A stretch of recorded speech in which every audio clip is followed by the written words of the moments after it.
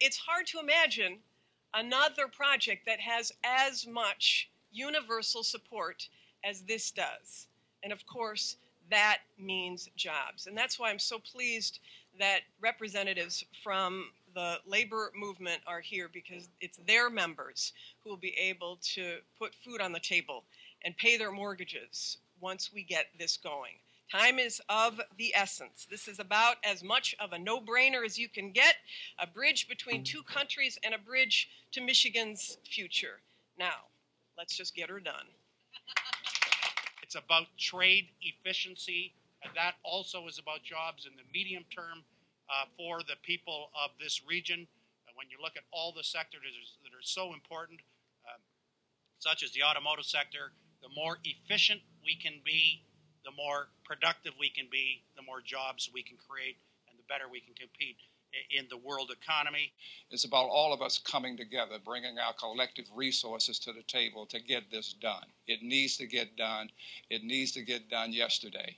I think it will have a tremendous impact on the two countries. It's not just about Michigan. It's not just about Detroit. It's not just about the U.S. It's about our partners across the water, and I'm very pleased that all of us have come to the table to be supportive in this endeavor. Although there's a geographic line that indicates a geographic border, we know that we are one economic unit. And we recognize as one economic unit, as a region, we are interdependent, and we live with that every single day. Simply put, the Detroit-Windsor border is the busiest trade corridor in the world, and it has to have world-class infrastructure.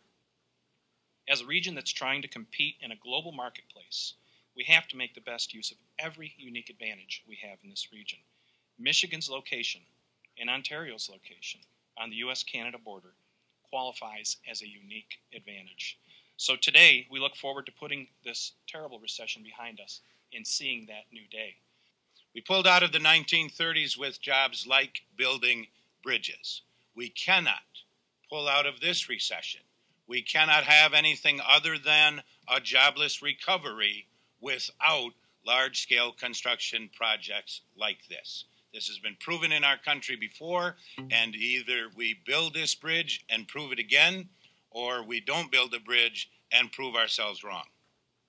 To move forward, we need our legislature to pass the necessary legislation to allow public-private partnerships to be formed on worthwhile transportation projects. DRIC is one such project. But the real story, I want Lansing, Michigan to know. Put the partisanship aside. I know 2010 is an important election, but this put unemployed people first. Do you know how long it's been for a lot of these individuals since they received a paycheck? How long it's been since they've been covered underneath a health plan? How long it's been since they've had anything that many of us are able to give to our families every week? Now's the time. And I want to thank each and every one of these panels for being here, because without their commitment, without their dedication, I wouldn't be here today. Let's give the men and women of this state, of the construction industry, our contractors, let's put them all back to work and move on with life. Thank you for your time. And if we don't develop our bridge, it's either going to be the DRIC or it's going to be New York. And that's his way, as I see it. And I chose to come down on the side of the DRIC, even though I'm good friends with Mr. Maroon, who's Ambassador Bridge, has served this community for 50 or more than that decades here in this region. But I cannot speak for the Canadian representatives here today, but it was made very clear to me that a second span will not be welcome in downtown Windsor. Congestion, pollution, and so forth.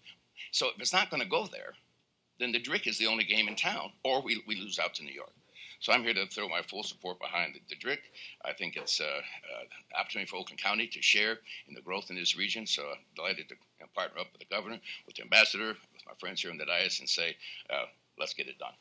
This project secures our economic future, and yet in the short term employs thousands of our people who need work and who can stimulate our economy.